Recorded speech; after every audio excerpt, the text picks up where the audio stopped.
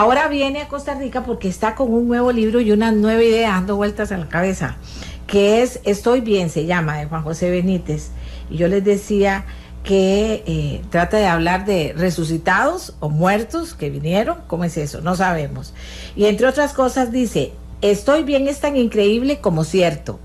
Se trata de 160 casos al sur de la razón. Y es al sur de la razón. Lo que pude leer porque no lo pude terminar anoche. Quizá este libro sea mucho más de lo que parece. Estoy Bien debe ser leído despacio, muy despacio.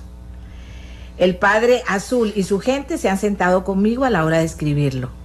Aquí ya viene otro tema que vamos a hablar. Si usted tiene miedo a la muerte, este es su libro. Si no es así, con más razón. Algún día seremos esféricos. Al abrir Estoy Bien, usted debería ver una luz. El concepto vivo necesita ser revisado. Si ya con eso a usted no le llama la atención, si es joven, tiene que leerlo. Si tiene más de 60 como yo, con más razón. Y si no le tiene miedo a la muerte como yo, con muchísima más razón, ¿verdad? Tengo que terminarlo y seguiremos hablando de este libro, pero ahora vamos a hablar con el señor Juan José Benítez. Buenos días. Muy buenos días. Muchas gracias. Usted siempre es tan tranquilo. No, lo que pasa es que estoy dormido. Un español fijo y con el cambio de horario está dormido. Vamos a ver, ¿quién es Juan José Benítez ahora a esta altura de la vida? Pues no tengo ni idea. Supongo que soy un periodista que está en la prórroga del partido y bueno, pues sigue trabajando, haciendo investigaciones y aspira ya un poco a la tranquilidad y a oír música y a leer y a tomarme mi gin tonic por la noche. No más. No más, eso es lo que quiere. Pero todas estas investigaciones llevan mucho tiempo y mucha dedicación. Sí, este libro, Estoy Bien, empecé a trabajarlo, a investigarlo prácticamente sin querer en 1968. Es decir, casi 45, 46 años. Y ya continué todas las investigaciones todo el tiempo en todo el mundo porque me llamaron mucho la atención. Y hace como 2 años, 3, pues es como si alguien te toca en el hombro y te dice, ya es el momento de publicarlo. Entonces yo había reunido como 1000 casos, pero claro, 1000 casos daba un libro enorme. Y dejé 170, hice un juego con el buen Dios, que es que yo pensé 300 casos que más o menos me parecían interesantes y los apunté en un papelito cada uno, lo metí en un tarro de cristal, los agité y la mano inocente, que en este caso fue la mía, lo siento, fue sacando 170 casos y fueron los que aparecen ahí. Y uno siempre es escéptico cuando abre un libro de estos que se vende así. Uno dice, voy a ver lo que me encuentro. Pero lo que me parece, y yo soy lectora empedernida, lo que me encuentro es que te jala un caso y te jala más el siguiente y te siguen jalando los casos porque dice, primero nadie lo puede haber inventado, pero luego, y eso es importante, es el resultado de una investigación. Hay participantes que terminan afirmando el cuento que usted está haciendo, lo que usted está contando. Sí, yo he tenido especial cuidado en interrogar a los testigos por lo menos 2-3 veces y dejando pasar un tiempo bastante considerable. Es decir, yo hablaba con el testigo hoy y dentro de 5 años volví a verlo y le decía, bueno, a ver, cuéntamelo otra vez. Entonces, claro, si el señor está inventando, no se sostiene la primera versión. Muy interesante. Y bueno, pues en el caso de que fuera, por ejemplo, alguien que me envía una carta, pues yo lo que hago es dejaba pasar el tiempo, la metía en la nevera y luego me iba a verlo, ¿no? a la persona. Sin comentarle nada de la carta, que yo la había guardado y le preguntaba de nuevo todo. Es decir, yo me encuentro con 1 millar de casos, probablemente en cada familia hay uno, 1 millar de casos que tienen una gran solidez. ¿Por qué? Porque son temas muy íntimos que a la gente le cuesta sacarlos a la luz. Claro. Salvo que esté hablando con una persona que le va a comprender. Sí, o para que no lo tachen de loco. Claro, porque imagínese usted Bueno, en este caso es distinto porque hay una prueba física, ¿no?, de lo que va a pasar. Pero imagínese una señora que había divorciado en América, aquí en América, estaba cosiendo sola en su casa, se había vuelto a casar, y de repente ve en un rincón del salón una nube que va tomando forma de persona. Y esa persona es su ex, que ya había muerto, hacía ya tiempo. Y le dice, no te asustes, ¿eh? Estoy bien, estoy muy bien. Vengo a decirte que en el banco tal, número de cuenta tal, hay un dinero del que no sabéis nada, ni tus hijos, ni tú. Nos veremos, estate tranquila. Entonces la mujer, y desapareció.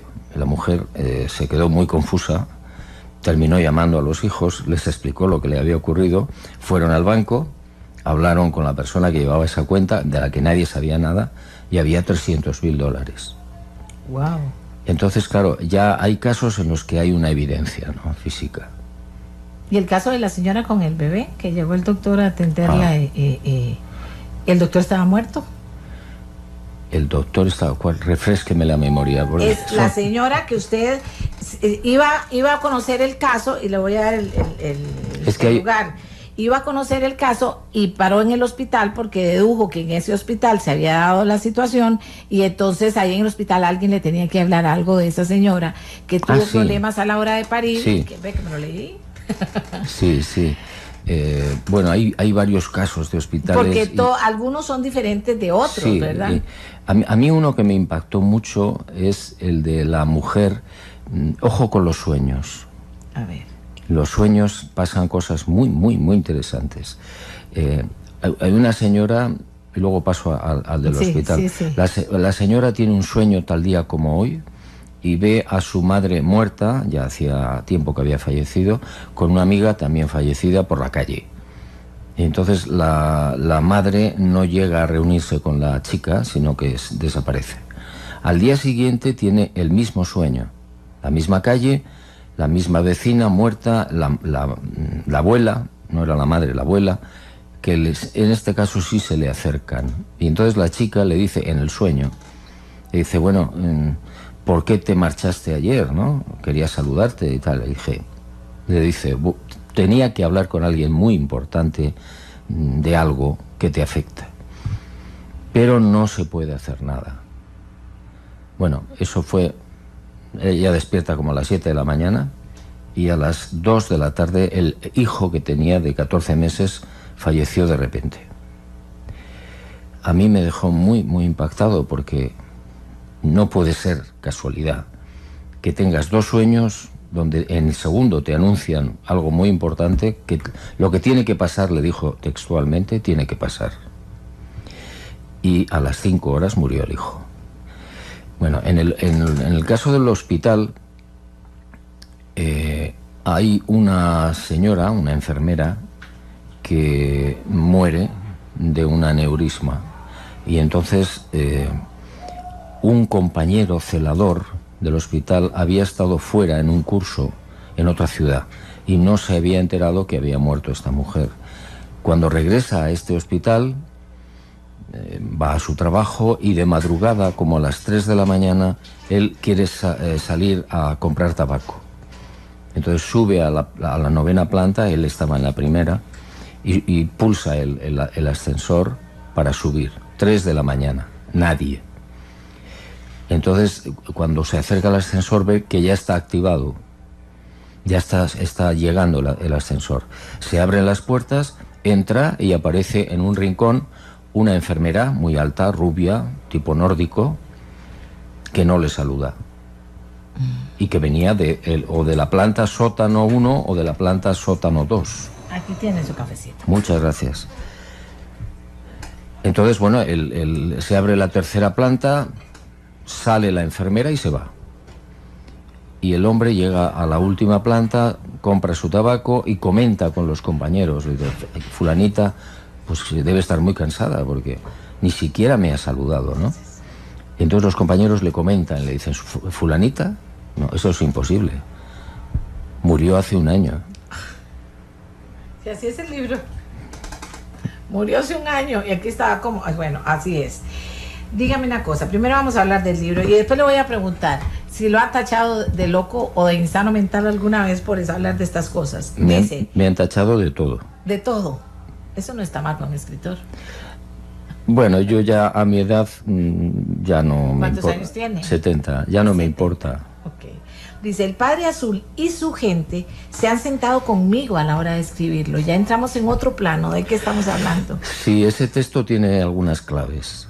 Ok. Bueno, yo fui consciente, yo creo, no soy católico, no soy apostólico y no soy romano. Desde el año 2005 que me fui a un obispado y dije quiero renunciar, por coherencia, y lo hice. Entonces, ¿Coherencia con qué? Coherencia con mis propios principios. ¿A raíz de qué? ¿Qué estaba pasando en la Pues iglesia? estaba pasando que yo no estaba de acuerdo con la actitud, la forma de actuar de la Iglesia Católica. No creía en lo que ellos estaban haciendo.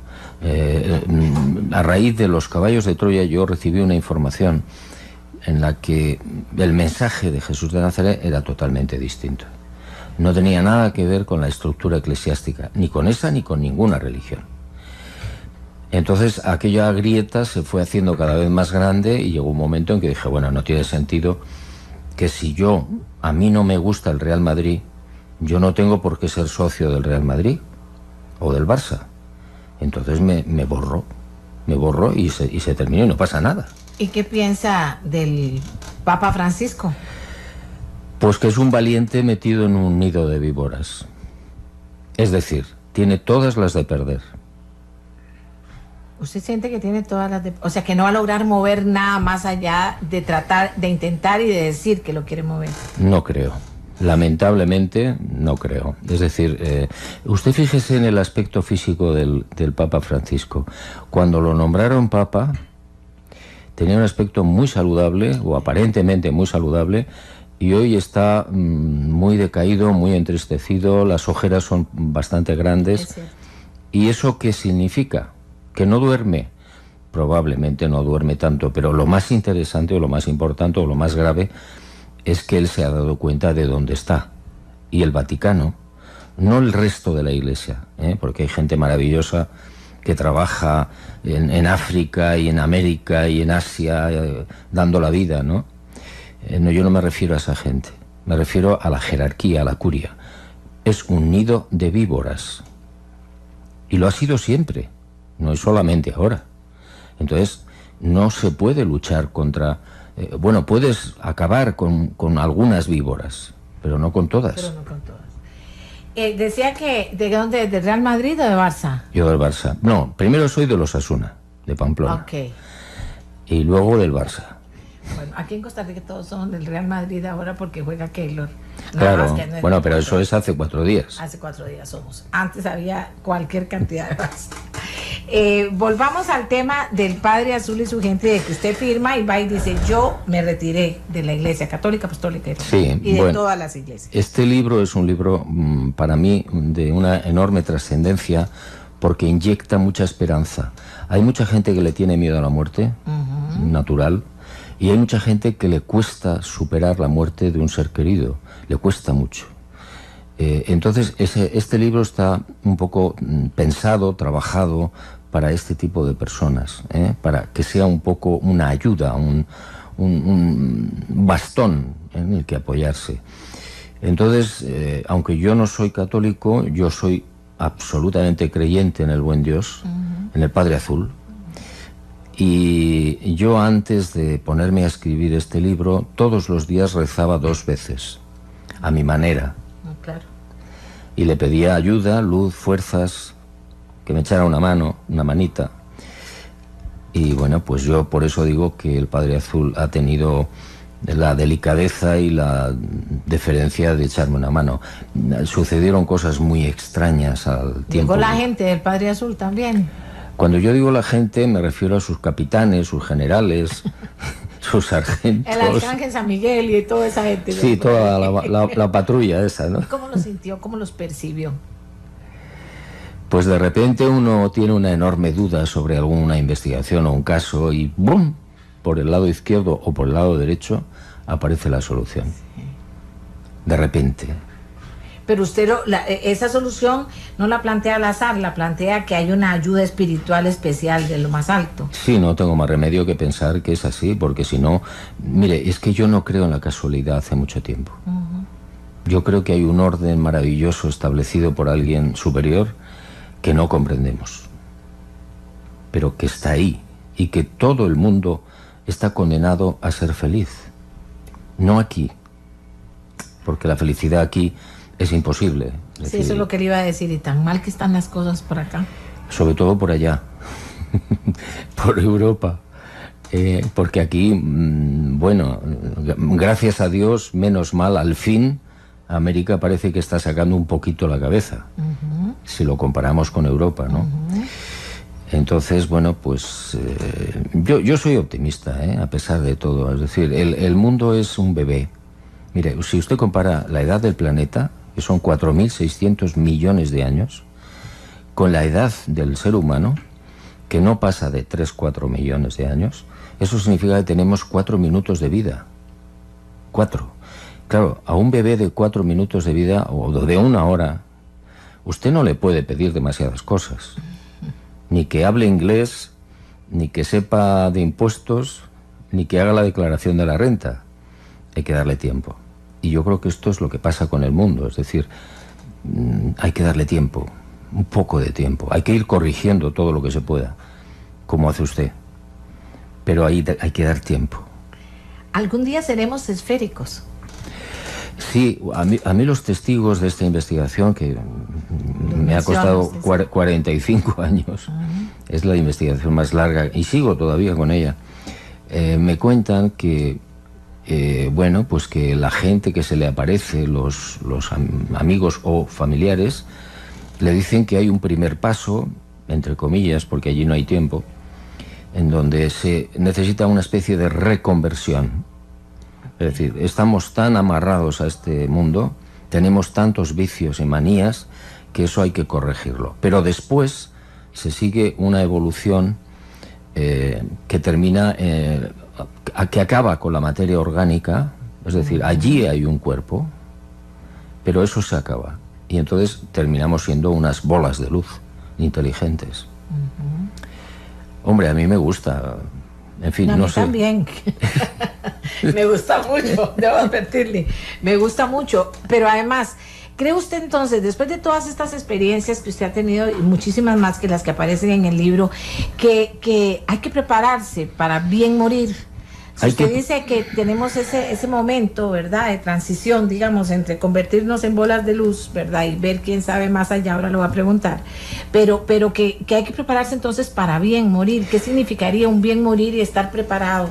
Yo creo que no hay que prepararse para bien morir, porque bien morir muere bien todo el mundo. Pero mucha gente muy angustiada. Lo que hay que hacer es pensar.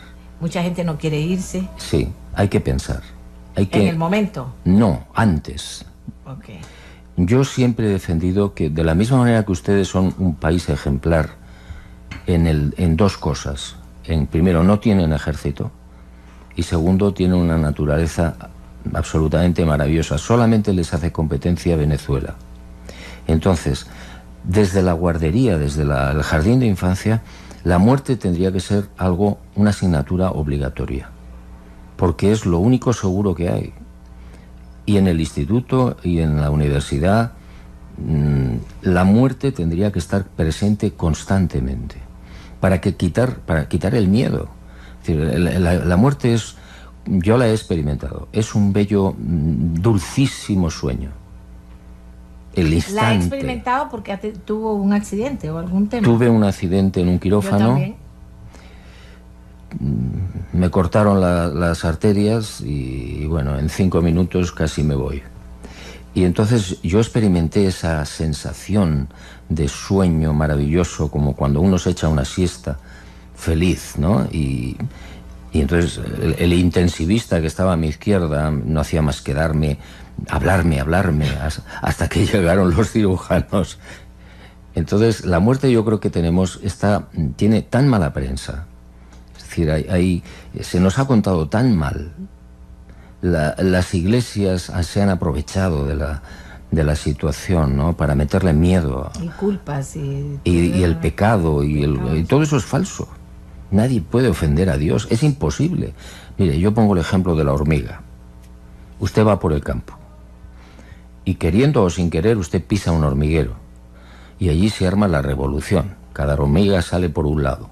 Si de repente una de esas hormigas levanta la cabeza y le dice: usted es una hija de la gran puta, ¿usted qué haría? Se quedaría maravillada. No me enojaría con la hormiga, me maravillaría. No se ofendería. Y me preguntaría por qué me lo dice tampoco, claro. Pues es un poco lo que nos pasa a nosotros con Dios, ¿no? Es decir, es imposible, aunque queramos, ofenderle. Y de acuerdo a lo que usted ha investigado, y quiero hacer énfasis en eso, de acuerdo a lo que usted ha investigado, ¿qué pasa con esas bolas de luz? ¿Seguimos siendo nosotros y sabemos que somos esa bola de luz, o qué es lo que somos después? Bueno, bola de luz o lo que sea, ¿no? Energía. Pero es luz. Luz, pero inteligente. Es decir, la inteligencia que tenemos ahora, en mi caso espero mejorar bastante, pues permanece. Es lo único que permanece. Y la memoria.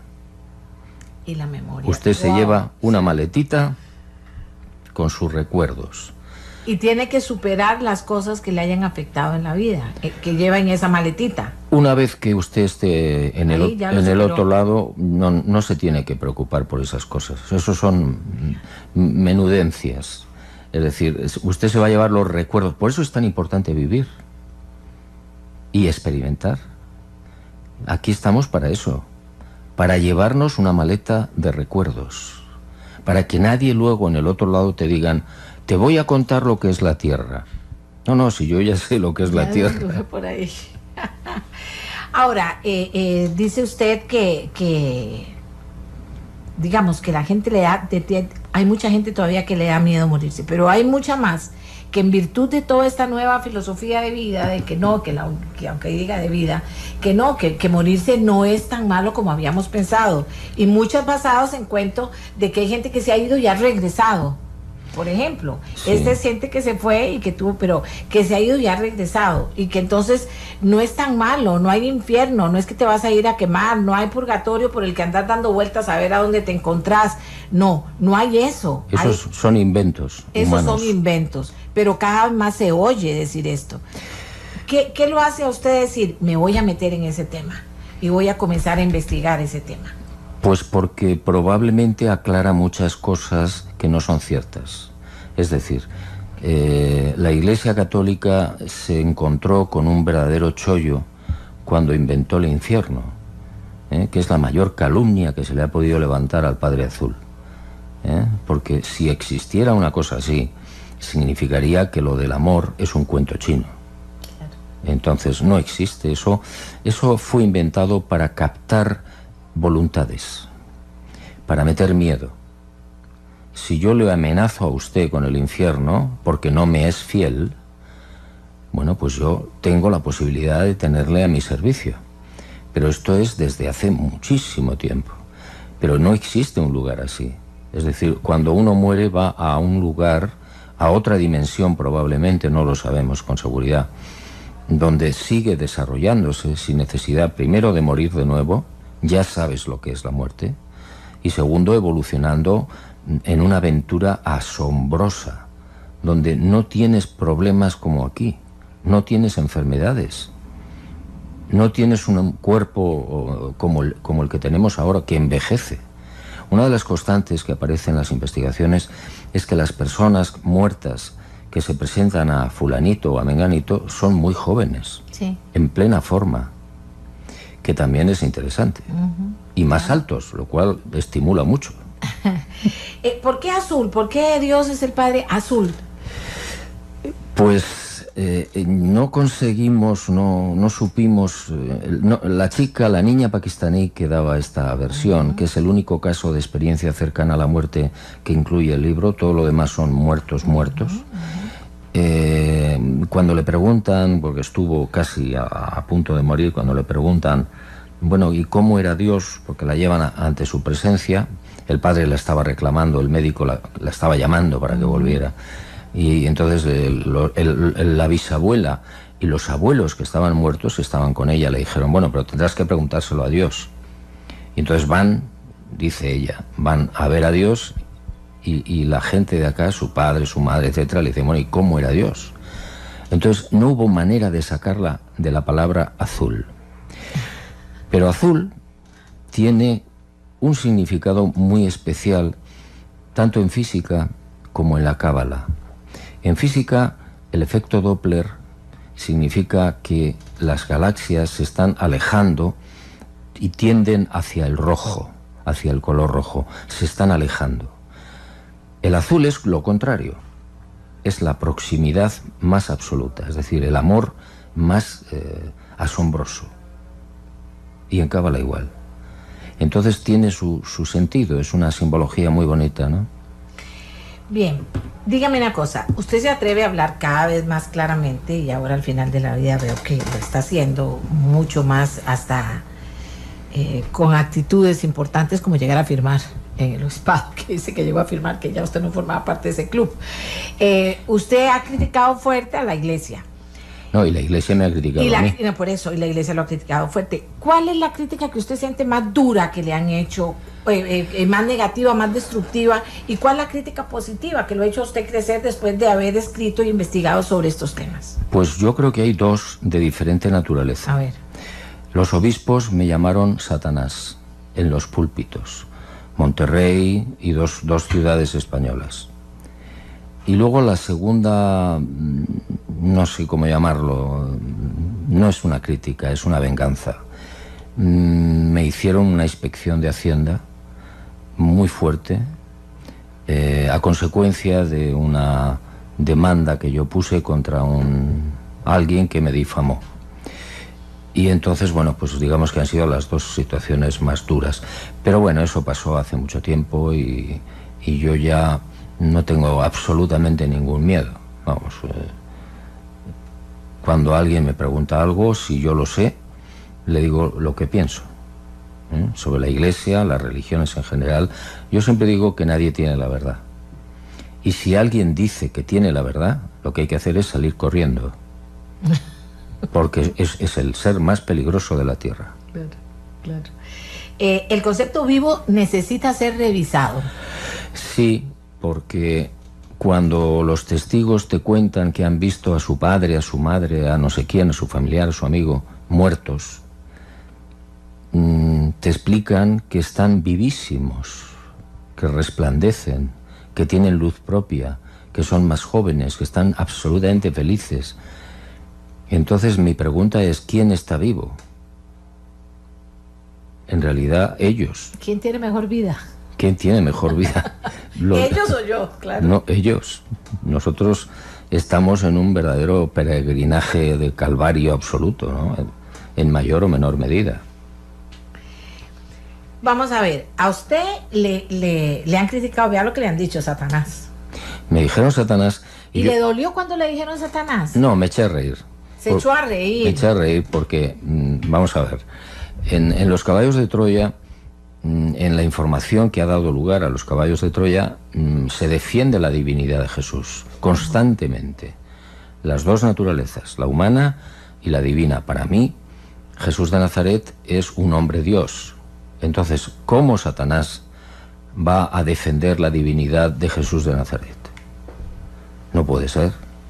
Aparte de que al pobre diablo le han echado tantas culpas de tantas cosas. Eso pienso. Yo también. Que bastante tienen con lo que tienen para ocuparse de nosotros, ¿no?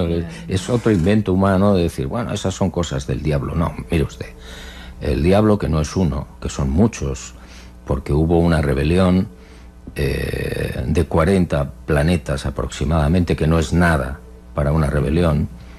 Entonces es como si ustedes tuvieran ejército, que afortunadamente, repito, no lo tienen, pues hay un motín y hay un golpe de estado que lo hacen 4, y el de la guitarra.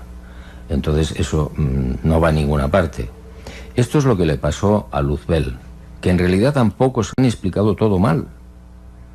Por eso hay que filtrar siempre. Cada ser humano tiene que pensar. Siempre. No te fíes nunca de nada. de lo que veas en la televisión, incluso de lo que estoy diciendo yo. Filtra. Ahora, cuando usted escribe, comienza a escribir y sigue escribiendo la saga, para irnos al Caballo de Troya, y sigue escribiendo la saga, comienza a meterse en campos y en lugares y no sé, en las que ya uno no sabe cuál es la tierra, si hay mundos afuera de la tierra, qué es Dios. Usted se comienza a meter con todo esto y la gente comienza a asombrarse y a seguirlo más o menos. Más. Ok, entonces, ¿qué pasó ahí? Pues no Porque lo se sé. habla de investigar. Usted No lo dice, sé. yo investigo, dice él, yo no invento. Ni No. esa que no es que yo digo, mira, pensé en esto y lo voy a hacer. No, yo pensé en algo y voy a investigar a ver si pensé apropiado o no. No, mire, Amelia, la información me llega a mí a partir de una entrevista que yo tengo con Jacobo Zabludowski en México, a raíz de un libro sobre la sábana santa de Turín que se llama El Enviado. Entonces yo hablé con tanto entusiasmo de Jesús de Nazaret que alguien que me estaba viendo me llamó por teléfono. Era un oficial de las Fuerzas Aéreas Norteamericanas que estaba retirado en México y, bueno, quiso hablar conmigo. Yo hablé con él varias veces y me pasó una información asombrosa, que es la que ha dado lugar a los caballos de Troya. Entonces yo ahí... Primero, recuerden a la gente, ahora hay mucha gente que lo leyó, pero hay mucha gente joven que le puede estar interesando el tema. Aquí usted me ve viendo el teléfono, no es que mala educación. Yo ya le conté a la gente que está usted aquí y aquí te estoy recibiendo los comentarios y los likes de la gente. Yo no entiendo... Está tranquilo, mucho más tranquilo que yo, que entiendo que lo ocupo para trabajar. Yo no entiendo nada de eso. Pero en fin, usted habla del primero, del manto. Sí, es el arranque. Ok, es el arranque. ¿Y qué es, así en una frase, qué es? La vida de Jesús contada por dos pilotos norteamericanos que tienen la oportunidad en un ensayo militar de convivir con él toda su vida pública. Y la cuentan minuto a minuto, con enorme detalle. ¿Cómo investigó para ese libro? Lo que hice fue contrastar, por ejemplo, todos los datos técnicos, o muchos datos técnicos que aparecen en el libro, que son muy largos, muy prolijos y a veces incluso muy aburridos. Yo lo contrasté. Me fui a ver a los científicos que conocían los venenos de las serpientes que había en Galilea en aquella época y dije, bueno, ¿cuáles son? Pues son fulanita y menganita, etcétera, ¿no? Hasta ahí pude hacer, es decir, investigué todo lo que pude y verifiqué que era cierto, que no había errores. Incluso hay más de 30 inventos que no han salido todavía a la luz. Y se atrevió a decir que, como corolario del libro. A contar la historia, es decir, desde el principio hasta el final. El final no ha salido todavía, faltan 1 o 2 libros, pero conté... ¿Qué va a escribir? Ya están. Ya están. Sí. Entonces... ¿Y no nos va a adelantar en qué termina? ¿Cómo? ¿No nos va a adelantar en qué termina esa saga pequeña? No, porque es tan hermosa sí. que yo le haría un mal servicio. Lo que sí, el diario de Eliseo, que es el que continúa la operación Caballo de Troya, que saldrá en, yo creo que un par de años o 3, lo que hace es contar el resto de la vida pública, que es preciosa, es muy distinta a la que nos han contado siempre la tradición y las iglesias, con una coherencia y una belleza asombrosas. Ahora, usted dice que de ahí parte el tema de iniciar con la saga El Caballo de Troya. Sí, bueno, yo arranqué... ¿Dónde está el clic ahí? Yo arranqué con el primero, es que es muchos folios, mucha información. Entonces, claro, a la hora de editar eso hay que hacerlo de una manera lógica y ordenada. Entonces yo presenté el primer libro, El Caballo de Troya 1, al editor José Manuel Lara de Barcelona, Planeta, y entonces me dijo, vio el manuscrito enorme, y dice, no, tienes que quitar 400 páginas. Y algo en mi interior me dijo, no, ni una coma. Entonces, textualmente, él lo suele contar como anécdota, ¿no? Dice, textualmente me dijo, no, vamos a morir. Es la ruina. Y dije, bueno, el editor. Pues a morir. A morir. Y nada de morir. Nada de ¿Qué morir. pasó con este primero? Bueno, el primero fue una bomba de relojería. Se difundió, bueno, y se sigue difundiendo. Han pasado 30 años. Salió en marzo del 84 y ya el otro día... ¿Cuántos se han vendido? según la editorial, que miente siempre, unos 7 millones de ejemplares. ¿Del primero? De todos. De todos, ok, de todos. Bueno, y entonces así sigue y sigue y sigue. Al final, ¿qué es lo que usted quiso decir con esa saga al mundo? Bueno, yo no le quise decir nada, porque claro, yo soy... algo le tiene que no, yo soy el mensajero que lleva el paquete, llama a la puerta y le entrega el paquete a usted. Ok. Pero ¿qué trae ese paquete entonces? El paquete trae, primero, una imagen de Jesús de Nazaret que no está en ninguna parte. No es un fiscal, no es un individuo que está ahí arriba en la oscuridad. No es el verdugo de las Inquisiciones. No tiene nada que ver. Es un ser humano de una enorme proximidad. Pasó la mitad de su vida o más sonriendo. A mí me da mucha rabia cuando yo veo al Cristo crucificado en los altares, porque si yo tuviera a mi padre o mi amigo que ha muerto mal en un accidente, yo no pondría una foto del accidente en mi casa. Exacto. Pondría la foto más bonita que tenga de mi padre o de mi amigo, ¿no? De quien sea, o de mi... Bueno, y luego el mensaje. Es decir, el mensaje que él transmite a lo largo de las aventuras que van corriendo los dos pilotos americanos con él en su época, que yo no sé si eso es cierto en cuanto al viaje en el tiempo, pero mire, yo de los militares norteamericanos me lo creo ya todo. Han podido hacer el viaje en el tiempo, por supuesto mintieron en la Luna, por supuesto son los responsables del ébola, por supuesto son los responsables del SIDA, y de la gripe aviar y de muchas más cosas. ¿Por qué? ¿Para qué? Para matar gente. Hay unas cabezas pensantes en la cúpula militar. ¿Quién va a consumir todo lo que ellos pretenden que el mundo siga creando? Pero les interesa porque los odian. Odian a los negros, odian a los gays, odian a mucha gente. Y sobre todo... latinos. Latinos. Y hay un negocio terrible de armas. Exacto. Y eso les interesa mucho. Es decir, ellos ya están planificando las guerras de dentro de 20 años. Bueno, entonces el mensaje de Jesús que aparece en el libro también es lo que a mucha gente le ha cambiado 180 grados la perspectiva de la vida. Porque no es lo que te dicen las religiones. Nada que ver con las religiones. Las religiones son un invento del ser humano. Del siglo I, cuando Pedro y sus muchachos, muere Jesús, se reúnen y dicen, bueno, ¿qué hacemos? Porque eso está creciendo mucho. Nos vamos a convertir en una multinacional en nada. Sí. Y entonces deciden que no es bueno, no es válido, no vende el mensaje de Jesús, que decía, todos los seres humanos son iguales, mujeres y hombres, esclavos y libertos, ricos y pobres. Eso no interesaba a los judíos. Bueno, no les interesa todavía. Y a la Iglesia tampoco. Y entonces decidieron centrar la religión católica, lo que luego fue la religión católica, en la figura de Jesús de Nazaret y en su resurrección. Pero que no tiene nada que ver con su mensaje. El mensaje era muy sencillo. Dios, el Padre Azul, no es lo que ustedes dicen. No castiga. Nadie juzga después. Ahora, vamos a ver. ¿Algún padre, algún obispo, algún papa lo ha llamado para conversar con usted sobre esto? Nunca. Obispo sí, algún obispo sí, papa no. Entre otras cosas porque yo no le podría llamar santidad. Ni a Francisco. Bueno, vea que yo le digo Francisco, el papa ese es tan cercano que uno lo ve cercano. O sea, sí, no, a mí no le dice su santidad. Me cae muy bien, pero no, yo lo decía lo de santidad porque es absurdo llamar santo a nadie. Sí. Yo creo que hasta Francisco lo cree. Santo es perfecto, ¿no? Y aquí es imposible. Vamos a ver, hablando de perfección, ha escrito y ha escrito y ha escrito, pero no es que ha escrito porque se siente y comienza a escribir. Ha investigado y ha ido a ver si es cierto lo que los papeles le dicen o lo que le dicen lo ha ido a comprobar, ¿verdad? Que la comprobación es fundamental en todo esto. ¿A qué horas escribe? ¿Cuánto escribe? ¿Cómo escribe? ¿Desde cuándo comenzó a escribir? ¿Qué pasa con usted en ese sentido? Yo empecé en el año 66. ¿Usted no había nacido? Claro. No, nací en el 51.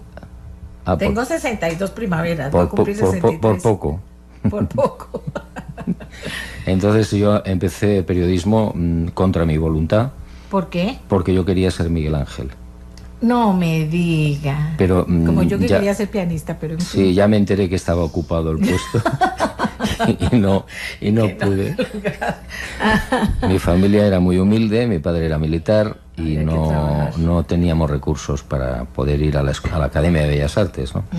Entonces me entré en el periodismo, empecé, estuve en 4 periódicos, hice de todo, absolutamente, hasta crítica de toros, deportes, sucesos, sí, estuve leyendo. Todo. Y fue un gran entrenamiento. Yo ahora lo reconozco. ¿Aprueba las corridas de toro? Disculpe. Me pilló un toro en San Fermines, en Pamplona. ¿Y los aprueba usted, que maten a los toros? Mire, a esta altura de la vida, no le voy a decir a un español esto a lo que yo no sé si está bien o mal matar un toro, pero lo que no me parece bien tampoco es que maten a las gambas. Sí, tampoco. A los camarones. Tampoco. A los camarones, es que los pobres los meten en agua hirviendo. Bueno, perdone que lo distraje. Me venía contando que escribió de todo.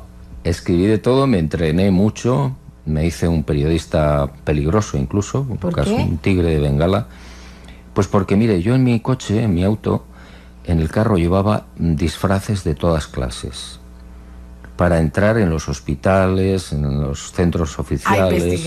A investigar. Claro. Entonces me vestía de enfermero o de limpiezas el sol y entraba como Pedro por mi casa con la escoba, con la tal, y interrogaba a los, pues no sé, en el hospital, por ejemplo, pues me acuerdo de una señora que había confundido una barra de dinamita con una vela y la encendió y le volaron las manos. Y entonces, bueno, pues yo me enteré y como no me dejaban entrar, porque no dejaban entrar lógicamente a nadie, a molestar a nadie, a hacer fotos, etcétera, pero era mi obligación. Y entonces yo me puse mi bata de médico, mi gafeta aquí con no sé qué, y entré para adentro. ¿Y qué descubrió? Estuve con ella, me contó qué es lo que había ocurrido, le hice fotos y me fui. Y al día siguiente el hospital rabiaba, se subía por las lámparas. Y decían también, aunque no había escrito nada de esto, que era Satanás en persona. Pues casi. ¿Qué otra cosa descubrió como periodista que usted diga, qué satisfacción, verdad? Porque yo creo que los periodistas podemos ayudar a mejorar el mundo. Sí, el periodismo, por lo menos el que se hacía antes, ahora aparecen aeropuertos, las redacciones. En mis tiempos pues era humo, whisky y máquinas de escribir. Y café. Entonces, bueno, eso tampoco importa mucho, ¿no? Pero era un periodismo, vivías el periodismo en la calle. Estabas todo el santo día patrullando y a ver, y qué hacer, y cómo pisarle a la competencia, a la noticia. Eran 15 minutos que era un orgasmo maravilloso. Por la mañana, cuando llegabas, veías siempre primero la competencia, no se han enterado. Y entonces te frotabas las manos y salías de nuevo a la calle, ¿no? A batallar. Bueno, ese es el periodismo que a mí me enseñaron, que me encantó, yo aprendí mucho del ser humano, de la calidad del ser humano. El 99% de la gente es buena y bueno, y me enseñaron muchísimas cosas. Todo el mundo es superior al resto, siempre, en todo. Aunque sea la última persona de la ciudad, pobre, y es superior a mí en algún sentido. Y eso me lo enseñó el periodismo, ¿no? Luego me alejó de la religión, como le decía antes. Perdí prácticamente la fe en todo, no me convencía nada y hasta porque por esa relación con la realidad, digamos, eso fue lo que lo hizo volverse tan escéptico como para llegar a ese extremo. Claro, sí, yo veía que las cosas no eran como las predicaban, que había muchísimos curas que vivían de otra manera distinta a la que ellos proclamaban en los púlpitos, que la Iglesia tenía un poder extraordinario, en fin, bueno, una serie de cosas que todos conocen. Y ya ahí me enfrié hasta que un día en un periódico el redactor jefe me dice, mira, vete a cubrir esta noticia. Eran unos científicos que se habían reunido en Londres para estudiar el fenómeno de la imagen de la sábana santa de Turín, que es una imagen extraordinaria. Y entonces los científicos que no eran católicos pensaron que iban a descubrir el truco en 24 horas, pero se llevaron la gran sorpresa de que era una imagen tridimensional que solamente ocupaba las fibras iniciales del lienzo, en fin, una serie de detalles, de descubrimientos absolutamente maravillosos. Y yo recobré el interés por el maestro, no por la iglesia, por él. Y soñé, despierto, dije, ¿cómo me hubiera gustado estar con él, ¿no? Y a ver, ¿qué hizo? ¿Qué dijo? Porque ya no me fío de esta gente, de lo que me cuentan. Y a los pocos años fue cuando yo escribí ese libro, le he enviado, fui a México, como le contaba, y me llamó este señor. Y me llegó una documentación, Caballo de Troya, que es, para mí me cambió la vida, es decir, antes y después. ¿Cómo era antes y cómo fue después? Es cuando usted se dedica, dice, ahora me dedico ya no al periodismo, sino a investigar. Sí, yo antes era un periodista que pretendía pues lo que pretende todo el mundo, es decir, tener dinero, tener un coche, tener una casa, vivir lo mejor posible y poco más. Pero después de leer la información de Caballo de Troya, después de ver qué es lo que te cuentan sobre Jesús de Nazaret, su mensaje, qué es lo que te espera después de la muerte, etcétera, yo dije, bueno, todo eso no sirve para nada. Hay que vivir, por supuesto, tienes que ganar dinero para sustentar a tu familia, por supuesto, pero sin preocuparte demasiado. Es decir, vivir al día, al momento, porque mañana te mueres. Y entonces, a partir de ahí yo he tratado de darle más importancia a las pequeñas cosas, a todas las pequeñas cosas. Los grandes ideales yo nunca he podido cumplirlos, ni creo que los pueda cumplir. Ahora, ¿cuándo aparecen los ovnis y los no identificados? Lo que le causó también mucha crítica de parte de la comunidad científica a usted que se pusiera a hablar e investigar sobre el tema. El fenómeno ovni apareció en el 72, unos años después de lo de Estoy Bien. Aparentemente también por casualidad, y repito, yo no creo ya en el azar. Otro redactor jefe me envió con aquellos teletipos antiguos que había, pues me dio una noticia y me dijo, ha aparecido un objeto no identificado en el pueblo tal, pues mira a ver qué es. Y yo recuerdo que agarré al fotógrafo, me fui para allá y dije, qué chuletas más ricas me voy a comer en no sé dónde, aprovechando el viaje. Pero no. Cuando llegamos al pueblo encontramos a unos agricultores, unos campesinos muy asustados. Me explicaron todos cómo habían visto una nave enorme, como un balón de rugby, encima de la escuela, muy bajita. Uy. Iluminó todo el pueblo y estuvo allí en silencio absoluto durante un tiempo. Entonces, claro, cuando ves las reacciones de los vecinos, te das cuenta de que aquello, no están inventando aquello era real. ¿Y estaban asustados o estaban tranquilos? Estaban muy asustados. ¿Y usted? Yo sorprendido, porque yo empecé a pensar, a ver, helicóptero, no, porque dice que no hacía ruido, ¿no? Y avión tampoco. Entonces no le encontré una explicación. Y a partir de ahí yo me interesé por el tema. El único que se interesó en el periódico por ese tema. Y empecé a investigar hasta hoy. ¿Existen los ovnis, los no identificados? ¿Por qué no los vemos? ¿Con quién se comunican? ¿Qué pasa con los ovnis? Existe, es un fenómeno real. Hay una información extraordinaria. En Costa Rica se han visto muchas veces y en todo el mundo. ¿Por qué no se comunican?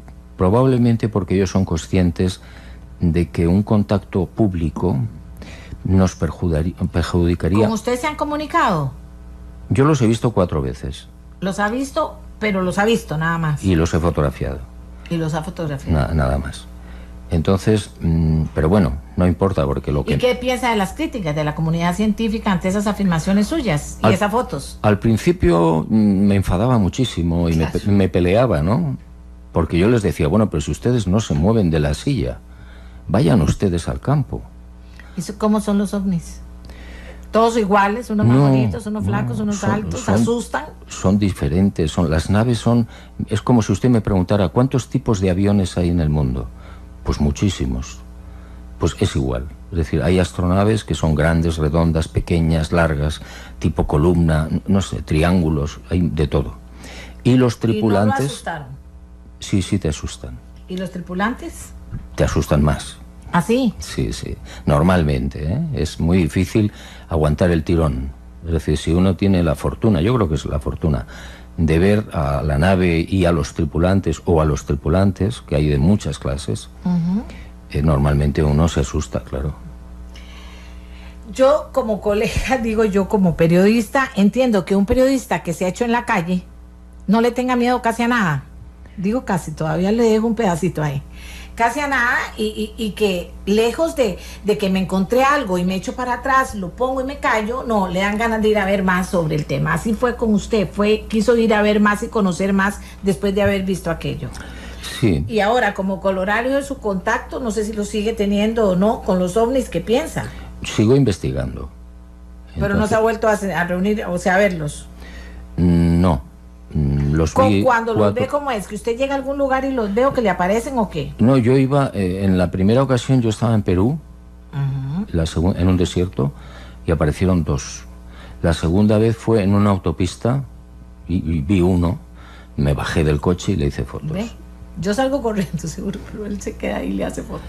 Y luego en el mar también iba con otros amigos, estábamos pescando, regresábamos a puerto, y apareció muy bajito a la altura en paralelo con la playa.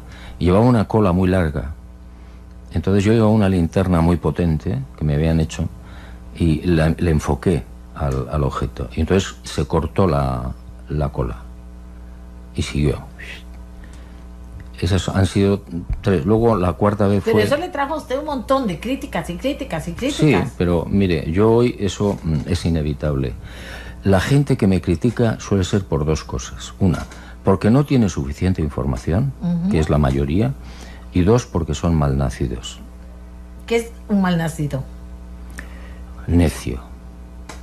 Un necio. Malo. Un necio. Un necio. Los necios son peor que los malos. ¿Ah, sí? Sí, porque se reproducen.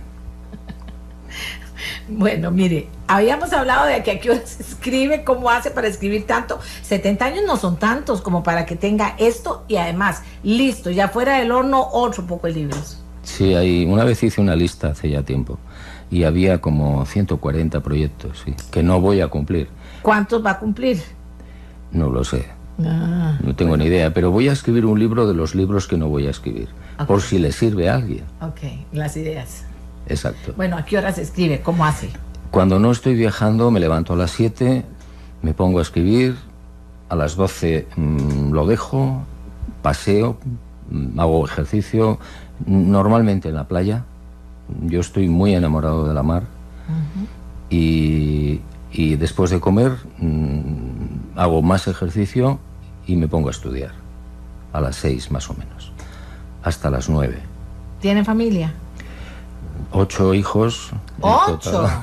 Sí. O sea, hasta eso tuvo tiempo, imagínate, 8 hijos. Yo me casé en segundas nupcias, entonces 4 son de mi mujer y 4 son míos. Óigame, y 8 hijos también demandan tiempo. Es muy riguroso con su tiempo, es muy celoso de su tiempo. Sí. Cuando usted le cuenta a sus hijos que vio a los ovnis, ¿qué dicen?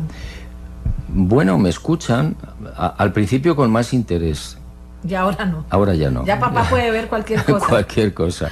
No, yo le entiendo, porque mis hijos tienen ya, el mayor tiene 42 años. ¿no? Como la mía. Y los más pequeños no me acuerdo, pero deben andar por 30 o por 30 y algo. Entonces, bueno, ellos suelen leer, se interesan, ya conocen las historias, y unos más que otros. Si se sentara, bueno, digamos, si el Papa Francisco, para no decirle Francisco porque lo quiero mucho, demasiado y lo admiro, si el Papa Francisco lo invita a sentarse a conversar con él, ¿qué le diría? ¿Cuál sería su tema de conversación con él? No el de él, el suyo, ¿qué le diría? Pues lamentablemente... ¿No iría o sí iría? Sí iría, sí, okay. Me encantaría, porque creo que es un hombre de buena voluntad. Todavía. Bueno, eso fue lo que Jesús siempre dijo. Sí, buena voluntad. Yo creo que hablaríamos... No creo que nos peleásemos. No, tampoco. No, pero yo le diría, mire usted, me parece que usted está perdiendo el tiempo. ¿Le diría? Sí. Y si él le pregunta, ¿pero dónde no lo voy a perder? Aquí es donde tengo que perderlo para intentar hacer cosas. ¿A dónde se lo imagina usted si no es ahí a él, como un hombre de buena voluntad? Es que, verá, es un problema insalvable. Es decir, yo no creo en la fundación de la Iglesia, y lo digo con todo el respeto, ¿eh? Yo no creo en la fundación de ninguna iglesia, por parte de Jesús. Es decir, en el pensamiento de Jesús no estaba crear ninguna iglesia, en absoluto. Eso fue un invento posterior humano, porque la cosa crecía y crecía y había que poner orden. Y los seres humanos somos partidarios de poner etiquetas, fronteras y cuadricular las cosas. Entonces, claro, ¿qué le digo yo a Francisco? Mire, es que Yo no creo que Jesús fundara la iglesia, entonces ya casi no tenemos de qué hablar. No creo. Francisco es muy abierto. ¿Ah, sí? Sí lo creo, de solo ver lo que está haciendo. Lo que pasa es que la misma iglesia no le hace caso, que es muy diferente. Sí, por eso le decía... Yo oigo a Francisco hablar algo y me emociono y me voy a 3 púlpitos diferentes a ver si alguien está replicando lo que dijo el Papa. Jamás, dice uno. Entonces, ¿para qué el pobre Papa habla si los otros curas no replican lo que él dice cada domingo? ¿O no cree usted? Sí, mire, yo creo que Francisco no se come el turrón este año. ¿Que no? No. ¿Que se muere o que lo matan? Que lo matan, seguro. ¿Por qué hay esa idea en este momento en el mundo de que peligra la vida del Papa? ¿Por qué pues porque cuando alguien de buena voluntad quiere hacer algo, la gente dice, ahorita lo van a matar? Pues mire, porque el mundo está hecho de esa manera, es decir, la gente piensa en sí misma, piensa en enriquecerse, en la corrupción, en el poder, y de eso no se salva ninguna religión. Entonces, si Francisco intenta corregir eso, que es lo que parece, pues ya sabemos cuál es el final. Pero vamos, no hace falta ser profeta, ni adivino. Juan Pablo I, la gente también. Todo el mundo sabe que fue envenenado, es decir, las zapatillas con los vómitos. ¿Y cómo se sabe que fue envenenado? Las zapatillas y las gafas de Juan Pablo I estaban llenas de vómitos. En el vómito podía estar los elementos o el elemento que lo envenenó. Y fueron retiradas inmediatamente, no constan en ningún parte policial. Juan Pablo I quería sanear la banca vaticana y no se lo permitieron. Francisco quiere sanear la banca vaticana, entre otras cosas. Y yo dudo que las víboras lo permitan. Lo dudo. Y le digo, y le repito. ¿Ha hablado de las esferas aquí en Costa Rica, en la península de Osa? Sí, yo las estuve investigando. ¿Y qué pasó con esa investigación? Pues no supimos nada, no hemos llegado a ninguna conclusión. Okay. Son maravillosas, las debería conocer todo el mundo.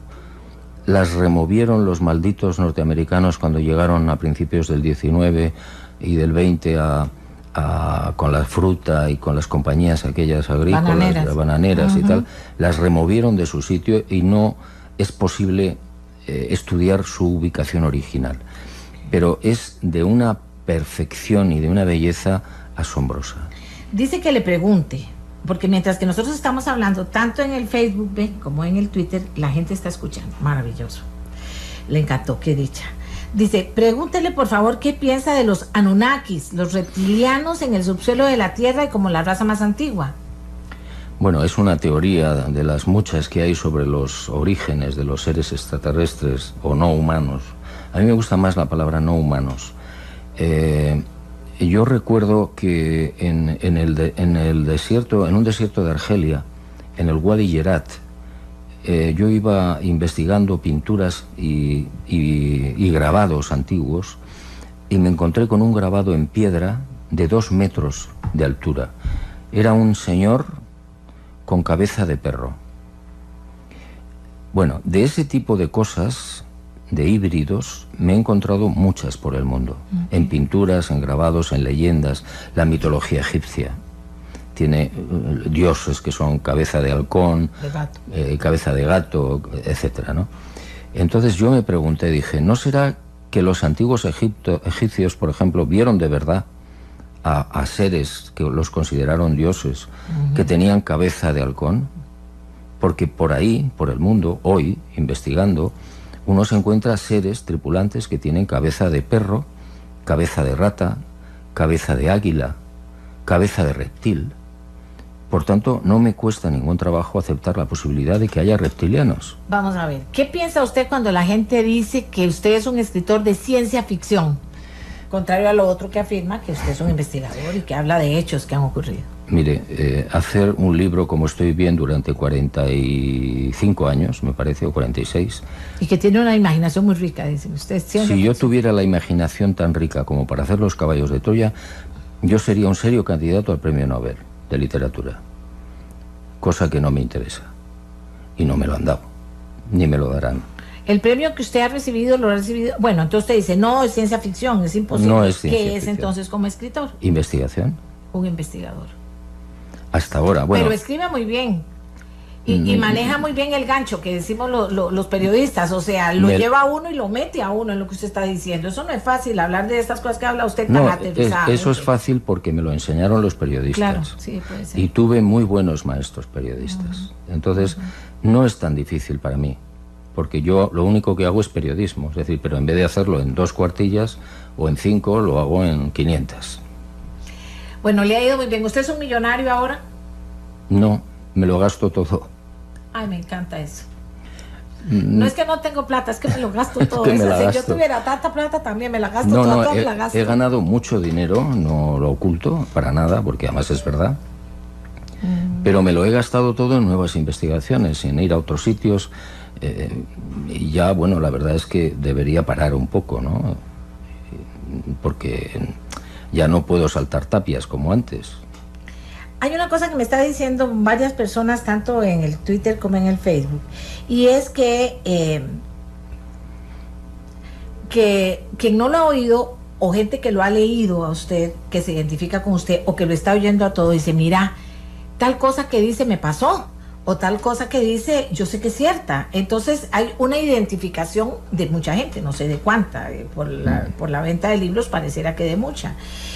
Pero ¿cuál cree que es ese punto en el que usted se encuentra con la gente? Por ejemplo, cuando usted hablaba de la mamá que estaba muerta y que vino y que tal cosa, ¿verdad? Entonces yo pensaba, mira, yo tuve un sueño en que yo estaba muy triste y mami vino y me alzó. Yo le decía, no me alce.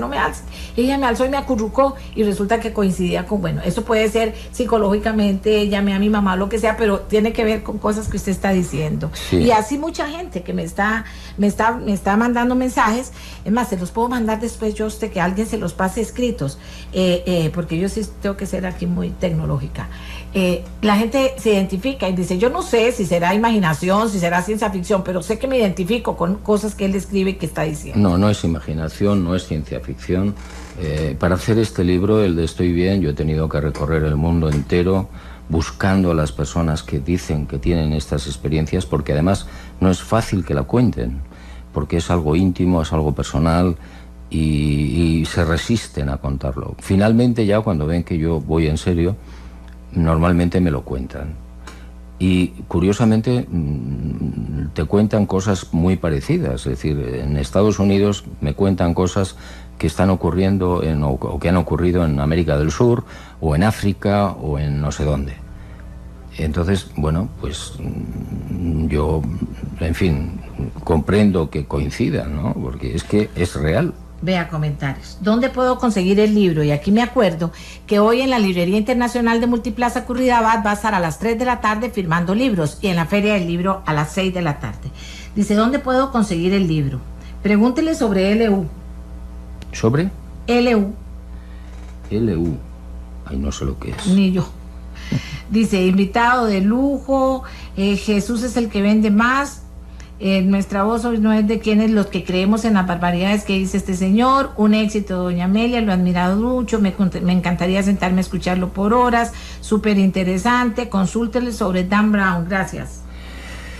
Mire, Dan Brown es un señor que ha escrito un par de libros basados, sobre todo el primero, que eso la gente no lo sabe, en un libro que salió en Inglaterra en 1978.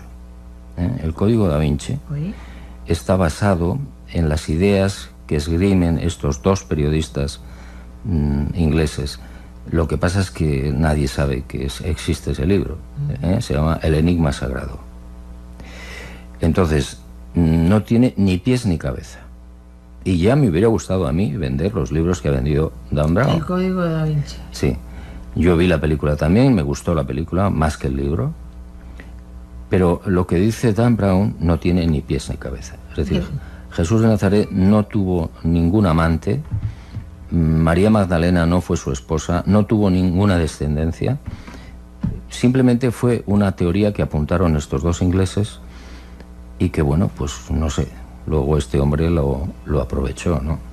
Le sigo leyendo, solo para que se lleve, porque es bonito cuando uno habla, sí, que la gente lo escuche. Ojalá pudieran hablar todo el día. Por favor, pregúntele que si cree en las sirenas y qué piensa sobre esas investigaciones. Sí, señor, sí creo en las sirenas, y además tengo algunos testigos que aparentemente por casualidad me han hablado de las sirenas que han visto. Uno de ellos, sí, uno de ellos en México, en la costa del Pacífico. Estábamos en un restaurante en una playa y llegó un señor tocando un violín, un viejito, para que le diéramos unas monedas. Y bueno, se sentó con nosotros y estuvimos hablando toda la tarde. Entonces el señor me contaba cómo en esa zona él iba a pescar y todos los días encima de una roca había una sirena con la mitad del cuerpo de mujer y la mitad de pescado, y cantaba. Entonces este señor era absolutamente analfabeto. ¿Y eran bonitas? Sí, él se quedaba sentado en otra piedra. El canto de las sirenas, ¿recuerda que se dice que donde las sirenas cantan? No, cantaba. No, él no entendía lo que decía hasta que se zambullía en la mar y se iba. ¿Qué piensa de los Illuminati? Dice aquí, don Alonso. No creo ni una palabra. No cree ni una palabra. ¿Qué piensa sobre los niños índigo? Bueno, hay, que yo sepa, 2 casos de los niños verdes y azules, porque hay 2 tipos, que aparecen en unas cuevas, nadie sabe de dónde diablos salen, de dónde vienen, y al cabo de un tiempo desaparecen o mueren. Conozco 2 casos. Dígale que qué libro me recomienda, dice Oscar Rojas Artavia. ¿Qué libro me recomienda para empezar a conocer su literatura, por favor?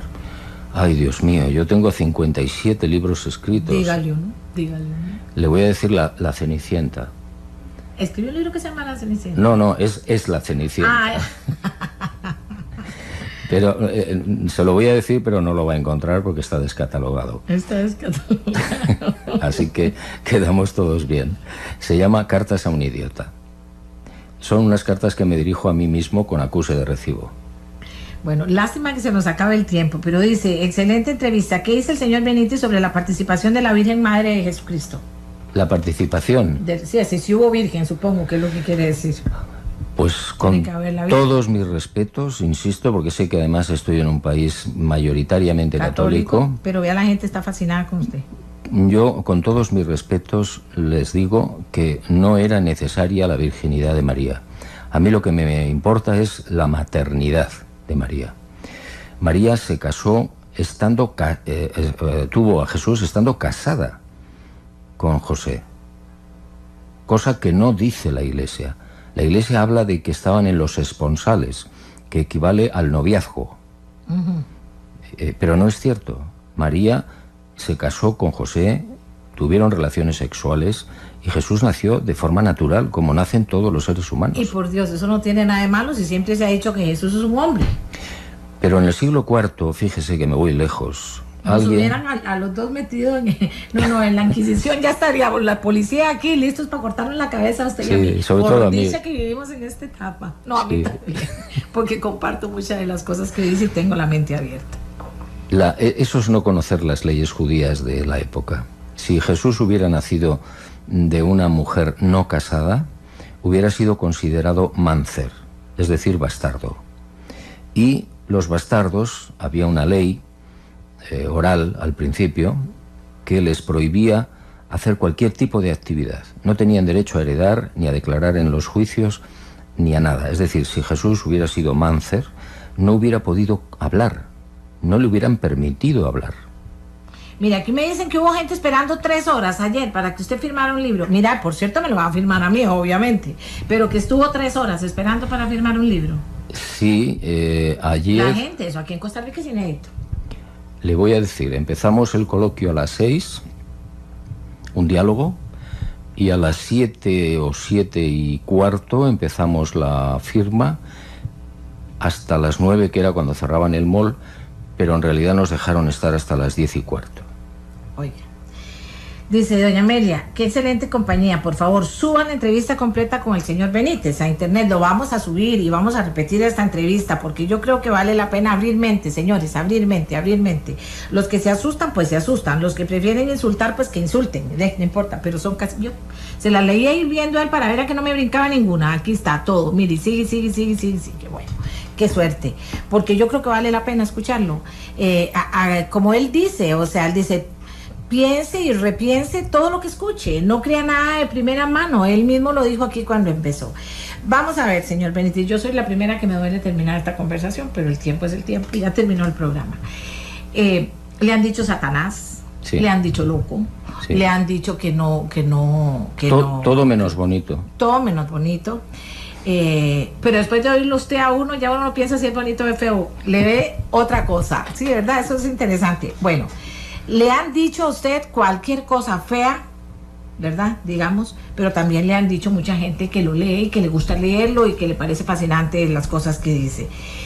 ¿Cómo quiere usted que le digan y cómo quiere que lo recuerde la gente? Porque cuando usted habla de millones que han leído sus libros, usted está presente en millones de cabezas. Mire, yo lo único que quiero es que si a alguien le interesa lo que yo he dicho o hecho, que lea mis libros. Pero a mí no me importa que no me recuerden.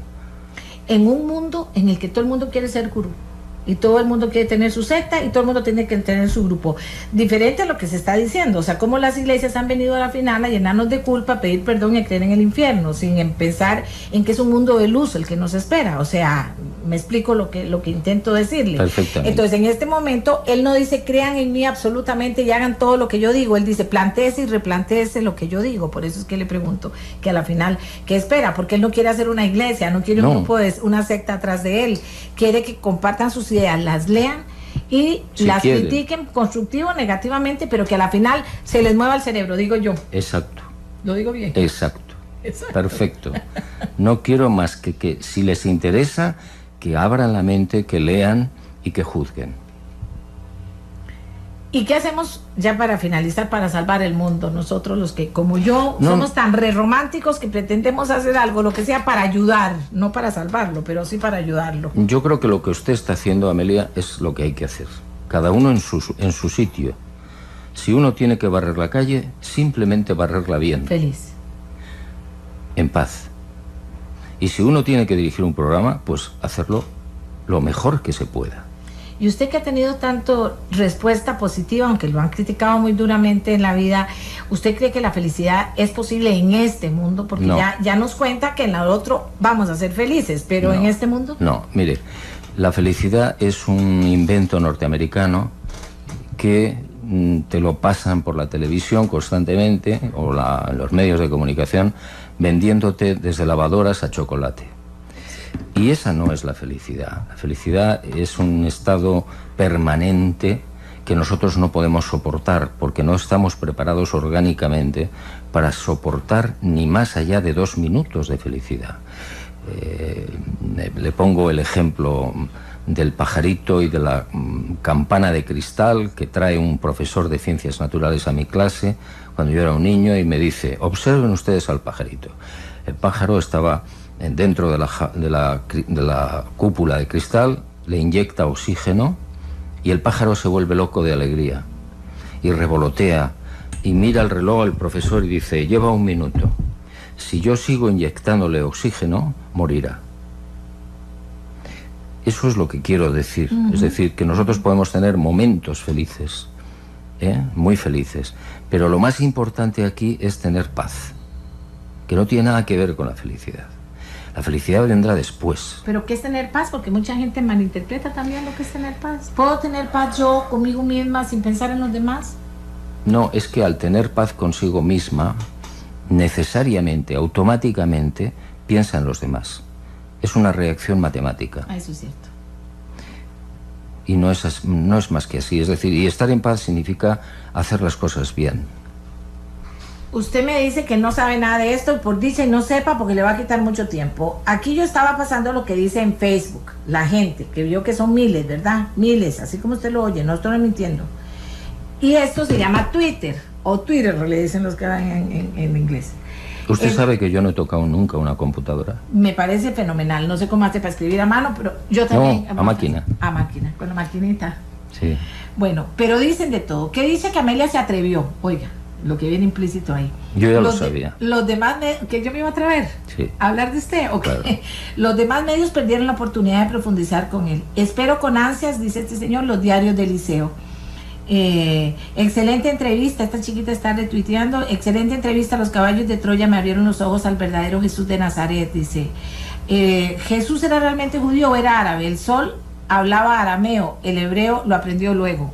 Jesús era judío, nació en el territorio judío, nació en Belén, y sabía, no era analfabeto, sabía perfectamente leer las escrituras en hebreo clásico, hebreo religioso, su idioma natal era el arameo galalaico, y probablemente sabía algo o bastante de griego y de árabe.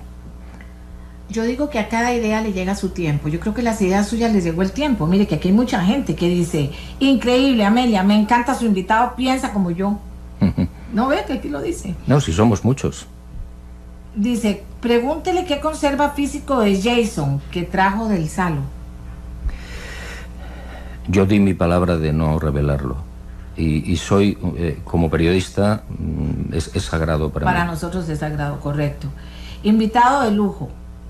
Por favor, repetir donde firma en la librería internacional en Multiplaza en Curridabat a las 3 de la tarde. Vamos a ver que si pueden hacer preguntas, Dios guarde, vea, solo las hice yo y ya ganamos todo el tiempo, tendría que estar todo el día aquí con él para que usted lo hiciera. Si se puede comprar sus libros en internet. No tengo ni idea, pero supongo que sí. Cosita. Preguntarle a la gente que vino con él, que me diga. Mejor ni se metan eso, pero que los que se meten me parece que sí, ¿eh? Creo que sí. He oído. Ya les cuento. Dice, pensé que los necios eran malnacidos, pero en realidad no, porque se reproducen. Claro. Bueno, vamos a ver. Se nos acabó el tiempo, definitivamente. Gracias por estar aquí. Ha sido un placer. Y por sacar tanto tiempo para conversar con la gente. Ha sido un placer. Y espero haber sido la mejor intermediaria para transmitir las inquietudes que surgían de ustedes, amigos y amigas. Y no se lo digo por adularla, le digo que se agradece mucho este tipo de entrevistas. Sí. Sí. Yo también se lo agradezco a usted, porque también me gusta que pudimos profundizar y hablar. Muchísimas cosas pueden hablar con usted. Además, como lo hizo. Yo prefiero verlo dormido. Dormido. Yo prefiero verlo como un periodista investigador ansioso, con tanta investigación y tantas ideas que tiene, de poder compartir con ustedes hechos, como él dice y redice. Yo investigo y en base a... Claro, algo le tienen que poner de salsita. No mucha. Frío, escribe muy bien. Soy mal cocinero. Se lo digo yo. Él escribe bien, te engancha y quieres leer lo que está diciendo y te lo escribe claro y bien. Eso es salsita. Sí, querida prima. Muchísimas gracias por haber estado aquí. Nosotros nos vamos, tenemos muchos comerciales que pasar con ustedes, los vamos a pasar, pero de verdad, de todo corazón, gracias a toda la gente, que ha sido muchísima, que ha participado, y gracias a este señor tan especial que se sentó casi una hora con nosotros para que ustedes, los que les gusta oírlo, puedan saber más de él, y los que no les gustan, abran la mente. Ojalá que tengan una revolución mental, me encantaría, y después me cuentan el resultado. Una pausa.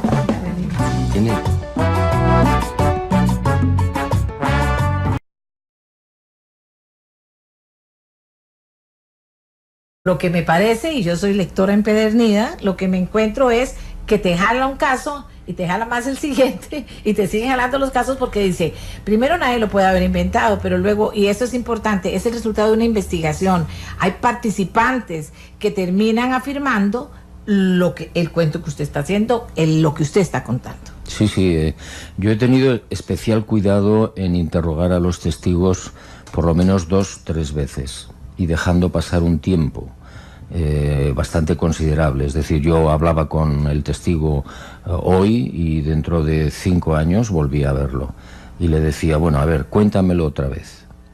Entonces, claro, si el señor está inventando, no se sostiene la primera versión. Ah, muy interesante.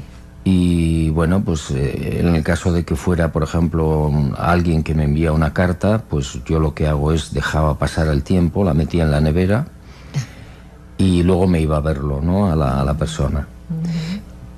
Sin comentarle nada de la carta, que yo la había guardado, y le preguntaba de nuevo todo. Es decir, yo me encuentro con 1 millar de casos, probablemente en cada familia hay uno, 1 millar de casos que tienen una gran solidez. ¿Por qué? Porque son temas muy íntimos, que a la gente le cuesta sacarlos a la luz, salvo que esté hablando con una persona que le va a comprender. Sí, para que no lo tachen de loco. Claro, porque imagínese usted, bueno, en este caso es distinto porque hay una prueba física, ¿no?, de lo que va a pasar. Pero imagínese una señora que había divorciado en América, aquí en América, estaba cosiendo sola en su casa, se había vuelto a casar, y de repente ve en un rincón del salón una nube que va tomando forma de persona. Y esa persona es su ex, que ya había muerto hacía ya tiempo. Y le dice, no te asustes, ¿eh? Estoy bien, estoy muy bien. Vengo a decirte que en el banco tal, número de cuenta tal, hay un dinero del que no sabéis nada, ni tus hijos, ni tú. Nos veremos, estate tranquila. Entonces la mujer, y desapareció. La mujer se quedó muy confusa, terminó llamando a los hijos, les explicó lo que le había ocurrido, fueron al banco, hablaron con la persona que llevaba esa cuenta, de la que nadie sabía nada, y había $300.000. Wow. Entonces, claro, ya hay casos en los que hay una evidencia, ¿no?, física. Y el caso de la señora con el bebé, que llegó el doctor a atenderla, el doctor estaba muerto.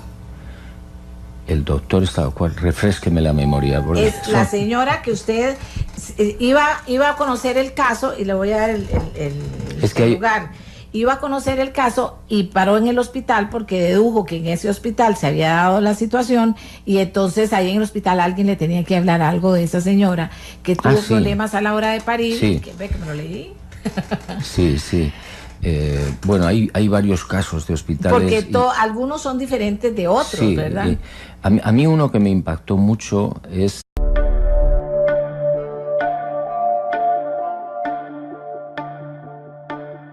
Ahora viene a Costa Rica porque está con un nuevo libro y una nueva idea dando vueltas a la cabeza, que es Estoy bien, se llama, de Juan José Benítez. Y yo les decía que trata de hablar de resucitados o muertos que vinieron. ¿Cómo es eso? No sabemos. Y entre otras cosas dice, Estoy bien es tan increíble como cierto. Se trata de 160 casos al sur de la razón. Y es al sur de la razón. Lo que pude leer porque no lo pude terminar anoche. Quizá este libro sea mucho más de lo que parece. Estoy bien debe ser leído despacio, muy despacio. El padre Azul y su gente se han sentado conmigo a la hora de escribirlo. Aquí ya viene otro tema que vamos a hablar. Si usted tiene miedo a la muerte, este es su libro. Si no es así, con más razón. Algún día seremos esféricos. Al abrir Estoy bien, usted debería ver una luz. El concepto vivo necesita ser revisado. Si ya con eso a usted no le llama la atención, si es joven, tiene que leerlo. Si tiene más de 60 como yo, con más razón. Y si no le tiene miedo a la muerte como yo, con muchísima más razón, ¿verdad? Tengo que terminarlo y seguiremos hablando de este libro, pero ahora vamos a hablar con el señor Juan José Benítez. Buenos días. Muy buenos días. Muchas gracias. Usted siempre es tan tranquilo. No, lo que pasa es que estoy dormido. Un español fijo, y con el cambio de horario está dormido.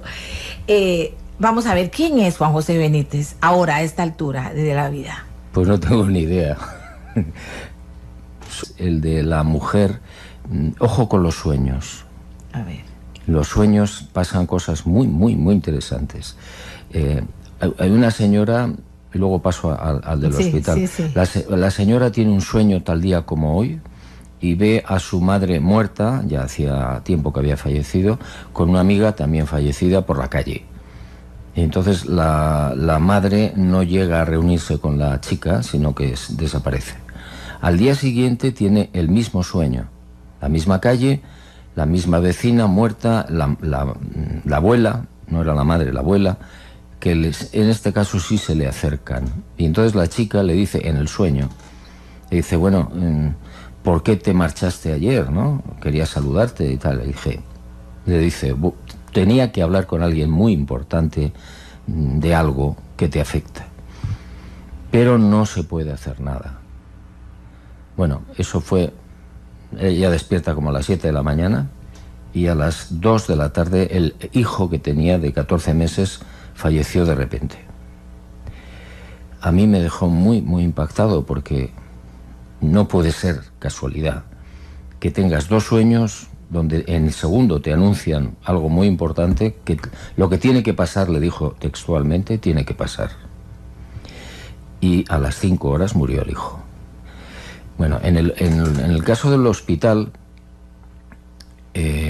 hay una señora, una enfermera, que muere de un aneurisma. Supongo que soy un periodista que está en la prórroga del partido y bueno, pues sigue trabajando, haciendo investigaciones y aspira ya un poco a la tranquilidad y a oír música y a leer y a tomarme mi gin tonic por la noche. No más. No más, eso es lo que quiere. Pero todas estas investigaciones llevan mucho tiempo y mucha dedicación. Sí, este libro, Estoy bien, empecé a trabajarlo, a investigarlo prácticamente sin querer en 1968. Es decir, casi 45, 46 años. Y ya continué todas las investigaciones todo el tiempo, en todo el mundo, porque me llamaron mucho la atención. Y hace como 2 años, 3, pues es como si alguien te toca en el hombro y te dice, ya es el momento de publicarlo. Entonces yo había reunido como 1000 casos, pero claro, 1000 casos daba un libro enorme y dejé 170. Hice un juego con el buen Dios, que es que yo pensé 300 casos que más o menos me parecían interesantes y los apunté en un papelito cada uno. Lo metí en un tarro de cristal, los agité y la mano inocente, que en este caso fue la mía, lo siento, fue sacando 170 casos y fueron los que aparecen ahí. Y uno siempre escéptico cuando abre un libro de estos que se vende así, uno dice, voy a ver lo que me encuentro. Pero